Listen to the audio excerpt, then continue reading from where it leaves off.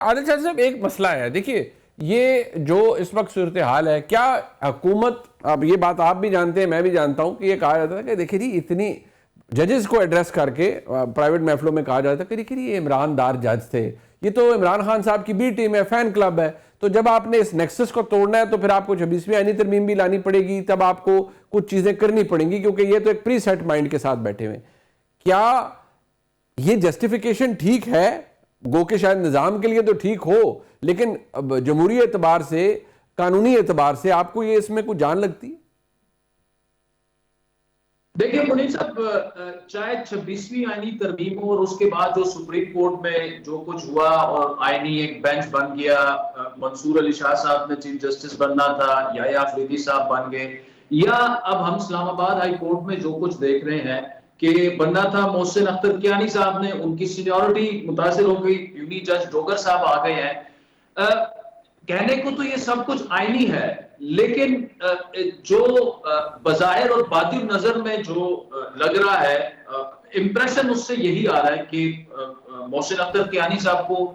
نہیں بننے دینا تھا۔ کس نے نہیں بننے دینا تھا اس کا جواب تو حکیم ملک صاحب ہی دے سکتے ہیں، لیکن اس سے امپریشن یہ آ رہا ہے۔ لیکن ایٹ دا سیم ٹائم اس میں کوئی چیز غیر آئینی نہیں ہوئی، لیکن اس کی ٹائمنگ پر جس طرح آپ نے سوالات اٹھائے، اس کی ٹائمنگ پر ضرور سوالات اٹھ رہے ہیں، لیکن اس پوائنٹ آف ویو کے ساتھ میں یہ بھی کہوں گا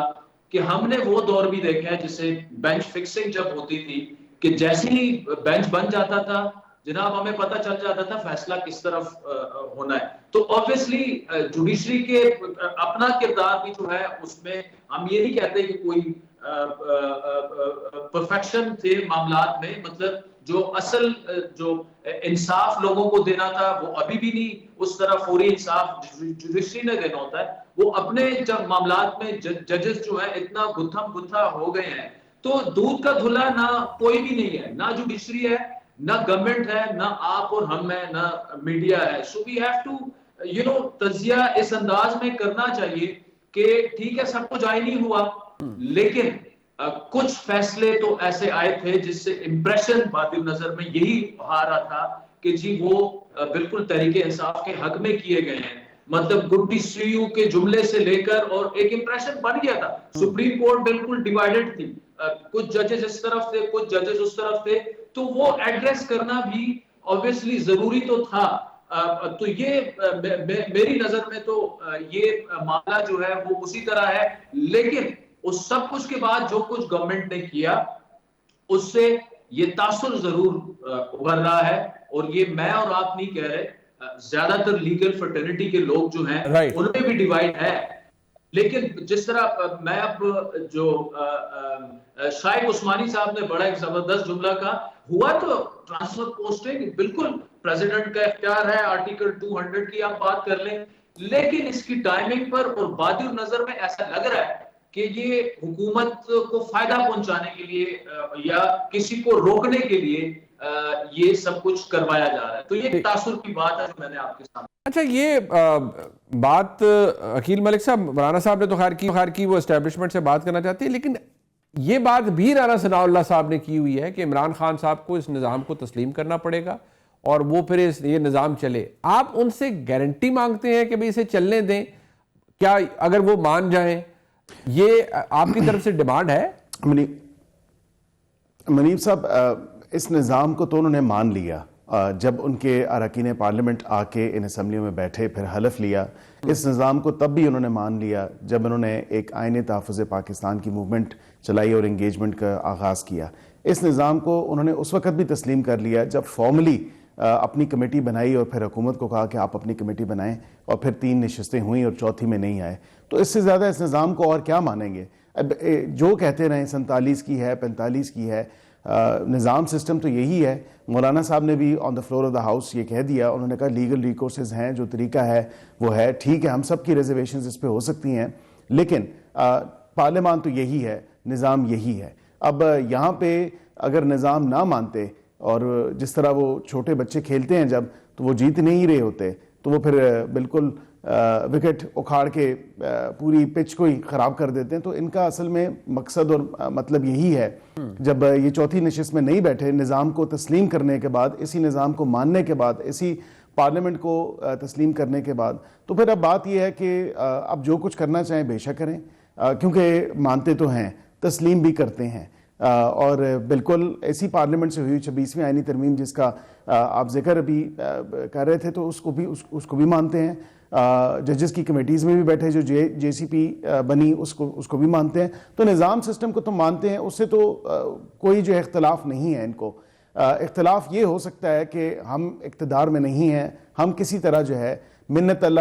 کر کے ہم کسی طرح جو ہے اپنی کوششیں بروئے کار لاتے ہوئے ہم دوبارہ اقتدار میں آ جائیں۔ اقتدار میں ایسے تو واپس نہیں آیا جا سکتا۔ جب ایک طرف آپ جو ہے گالیوں کی بوچھاڑ کر رہے ہوں، ایک طرف آپ نے ابھی ذکر کیا کہ پاکستانی افواج کے سپہ سالار برطانیہ میں وہاں پہ احتجاج کر رہے ہیں، یہ کانگریسمین کو وہاں پہ انگیج کرتے ہیں، وہاں کے پارلیمنٹ سے ریزولوشنز پاس کرواتے ہیں، پھر آئی ایم ایف کو بھی خط لکھواتے ہیں، پھر آئی ایم ایف کے سامنے بھی مسئلہ یہ ہے نا، یہ کرنا کیا چاہ رہے ہیں ملک صاحب؟ مسئلہ یہ ہے، وہ کہتے ہیں آپ جب سارے دروازے بند کر دیں گے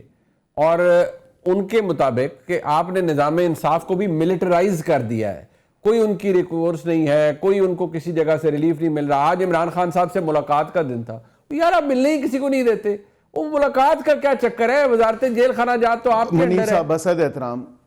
نہیں، بسعد احترام میں یہ بھی کہوں گا کتنے 26 نومبر کے 9 مئی کے جتنے بھی ملزمان ہیں ان کو مرسی پٹیشنز پہ بھی ریلیز کیا گیا، ان کی شناخت پریڈ ہوئی 26 نومبر والوں کی۔ آج اسلام آباد ہائی کورٹ نے 120 لوگوں کو ریلیز کیا ہے، تو مجھے بتائیں کہ پھر اس نظام پہ ان کا اعتبار نہیں ہے یا ان عدالتوں میں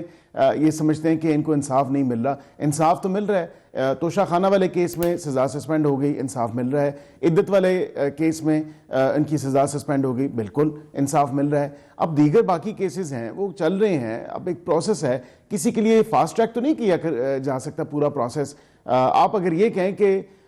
ڈے ٹو ڈے بھی چلائیں، 190 ملین پاؤنڈ کیس والے کی ہی مثال لے لیں، 37 سے 38 ایسی پیشیاں تھیں جس پہ انہوں نے خود جو ہے اس پہ پیش نہیں ہوئے، انہوں نے لیتو لال سے کام لیا، ڈیلنگ ٹیکٹکس استعمال کیے، تو پھر نظام عدل کو خود بھی اگر نہ چلنے دیں اور پھر سارا اس کا بھی نزلہ جو ہے وہ حکومت پہ گر جائے اور حکومت کو ہی ایلیگیشن حکومت پہ لگائی جائے اور کہا جائے کہ یہ حکومت نے سب تباہی کر دی ہے، تو یہ جسٹیفائڈ نہیں ہے۔ اب دیکھیں یہاں پہ یہ صرف اور صرف کہتے تو ہیں کہ سارے تمام دروازے بند ہو گئے، لیکن چاہتے ہیں کہ ایک دروازہ کھلے۔ وہ کون سا دروازہ ہے؟ وہ اڈیالہ کا دروازہ ہے۔ یہ حتی الامکان کی کوشش ہے کہ کسی طرح جو ہے نا کسی آئین کو دیکھے بغیر، کسی قانون کو دیکھے بغیر ہم اڈیالہ کا دروازہ توڑ دیں، عمران خان کو باہر نہیں، بٹ مسئلہ یہ ہے نا، وہ کہتے ہیں اچھا نہیں، بٹ وہ آپ کو بار بار کہتے ہیں نا اڈیالہ کا دروازہ آپ کے قابو میں بھی نہیں ہے، نہ آپ ملاقاتیں کروا سکتے ہیں، وہ آپ تو ڈیلی کی ملاقاتیں نہیں کروا سکتے۔ مطلب آج ملاقات کا دن تھا، دیکھیں ایم این ایز پہنچے، سارے پہنچے، یار ویسے ملک صاحب گھوم پھر کے گلا نا آگے آ جاندی ہیں، کل پتہ لگے، میں تو نہیں کہوں گا کہ خدا نہ خواستہ آپ کے ساتھ ہو، کسی اور دن آپ بھی ہو سکتا ہے۔ ملاقات نہیں ہو سکی، نہیں ہوئی نا، وہ سارے بیچارے کھڑے رہے ہیں۔ میں نے ٹی وی سے ہی دیکھا، میڈیا سے دیکھا کہ آج ملاقات نہیں ہو سکی، اور اس کی کیا ریزنز ہیں، کیا ریزنز دی ہیں جیل اتھارٹیز نے، میں ابھی مجھے میرے علم میں نہیں ہے، میں بالکل پتہ ضرور کروں گا کہ کیوں ملاقات نہیں ہو سکی، کیونکہ اگر ملاقاتیوں کا آج دن تھا تو as per jail manual, as per jail rules ان کی ملاقات ہو۔ عمران خان صاحب نے تو لمبا چوڑا اس کے اوپر لگایا ہوا، انہوں نے کہا جی جیل کا انتظام تو پی ایم ایل این کے پاس ہے ہی نہیں، وہ تو وہاں پر کوئی اور شخصیت ہیں وہ کنٹرول کر رہے ہیں پورے جیل کے نظام کو۔